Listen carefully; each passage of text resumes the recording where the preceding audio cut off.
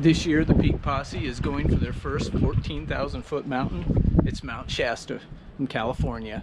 Here's a rundown. Let's get to it. All right, so the first thing you want to do is when you get to Mount Shasta, go to the 5th season and get yourself a climbing pass. Then, from Mount Shasta, you leave the I-5 and you turn onto Highway 89.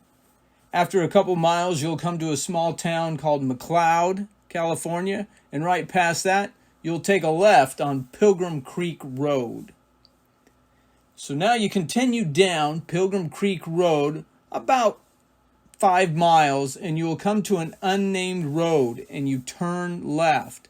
Now, the thing that you want to understand is you'll know you're on the right road is as soon as you turn left, you'll see some signs telling you that it's an area where you're going to need to have a pass. So you know you're headed in the right direction. And why this road isn't named, I have no idea. Now, about 2 miles down that road, it's going to turn into Widow Springs Road. So after you go about 2 miles down that road, if you haven't seen that you're on Widow Springs Road, then you'll know you're going the wrong way. But I mean, just look at this map. You can't get lost. If you get lost looking at this easy map, well then, man, maybe you don't go climb Mount Shasta. Maybe you just try to figure out how to get from your couch to your kitchen. How about that? You can, once you turn left on the unnamed road, you go 5 miles, and you're going to come to a 4-way intersection, and you just want to keep going straight. Now, I was there about a year ago, and if I remember right, there is a sign that says Clear Creek Trailhead, and this is when the fun driving begins. If you've read any reviews about the road getting to the trailhead, they're true. It's kind of sandy, and you got to take it slow. A sedan, you're not going to be able to make it, but when we went, I took my Jeep and it was no problem. But there were also people up there with SUVs, like a Crosstrek, a Subaru, all-wheel drive, and you can make it just fine. Just take your time, and you'll be okay on this road. Pick your line. But before you know it, you'll be at the Clear Creek Trailhead. Okay, so we start at the Clear Creek Trailhead, and you can see what we got going here. A nice gentle walk in the big trees. It's a great way to get started and, start getting acclimated. You're going to be gaining a lot of elevation. What a nice way to ease into this. After 1.5 miles or so, we get to the ridge line, and this is where the views just get spectacular. Great views of the mountain, this canyon, there's some waterfalls down in there. Man, what a beautiful place. Just a great place to visit. Here's another shot along the Ridgeline Trail, and this is approximately where the Clear Creek is, where the first campsites are. But just look at that, just beautiful, making your way up. And then eventually we'll make it to the top of the Ridgeline Trail, and this is when you head over to the left to start moving toward the spring. And believe me, this shot doesn't do justice to how massive this mountain is, and you really start to understand that, oh my goodness, this is something else. You start to appreciate, how beautiful this mountain is and how big it is, and the great challenge that you're going to have climbing it. It's a 14,000 foot mountain, so this is the time when you start to say, oh my goodness, this thing's a beast. Let's talk a little bit about the spring. It's coming right out of the ground, and some people were drinking it without filtering it. And I guess if you're getting the water right as it's coming out of the ground, then that's okay. There's people all up and down there that are, grabbing water from the spring.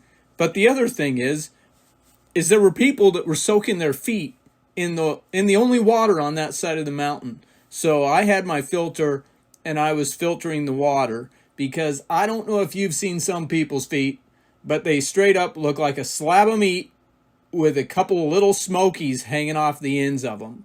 And I'm not about to be drinking water with that hanging around in it. Okay, let's talk about camping. You can see the lower marker is where the spring's at.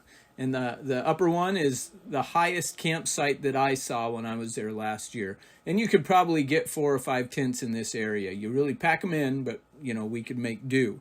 I like the idea of going up this high because you have that much more altitude behind you. You get to acclimate overnight, and then the next day, that much less to go to reach the summit. The thing is you're going to have to get about 4 liters of water and lug it up from the spring up to the campsite.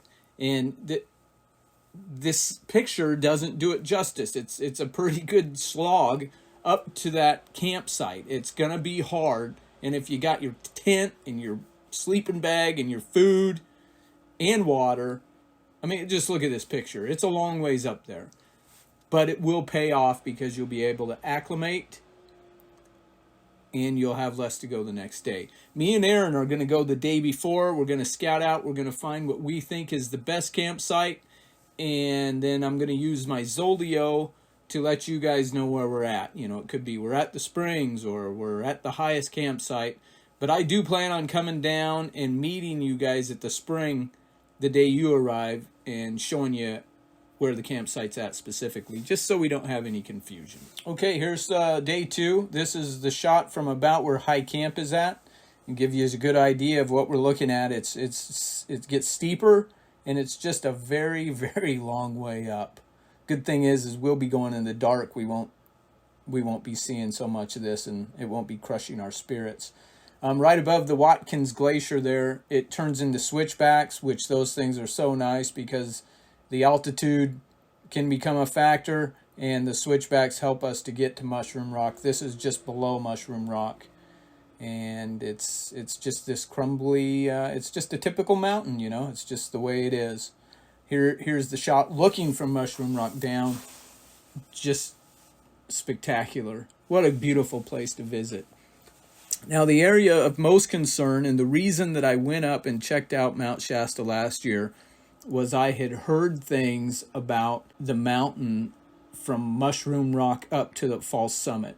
And here's a good shot of it. I didn't know how steep it was. I wanted to find out what it was really like and see if it was something that was doable for us. And what I found out is it's just a scramble. It gets a little bit steeper and the rocks are loose. And that's the thing we got to look out for. Here's right there at it. It's loose rock, and we got to make sure nobody's kicking any rocks down on us, and at the same time, we're not going to be sending any rocks down on anybody else. But this is the worst of it, so nothing we haven't seen before. We'll be able to make it just fine.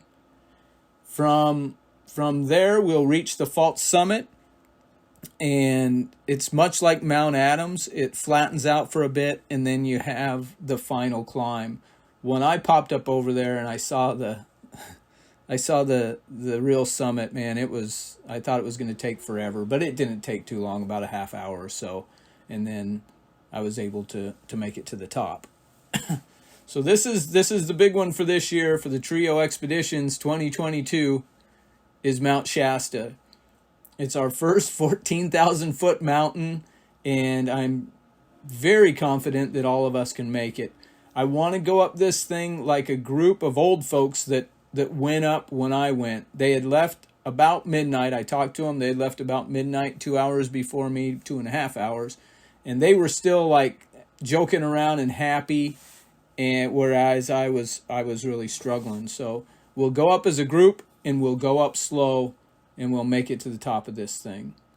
And we'll be rewarded with the Mount Shasta magnet for finding our way to the summit of this beast.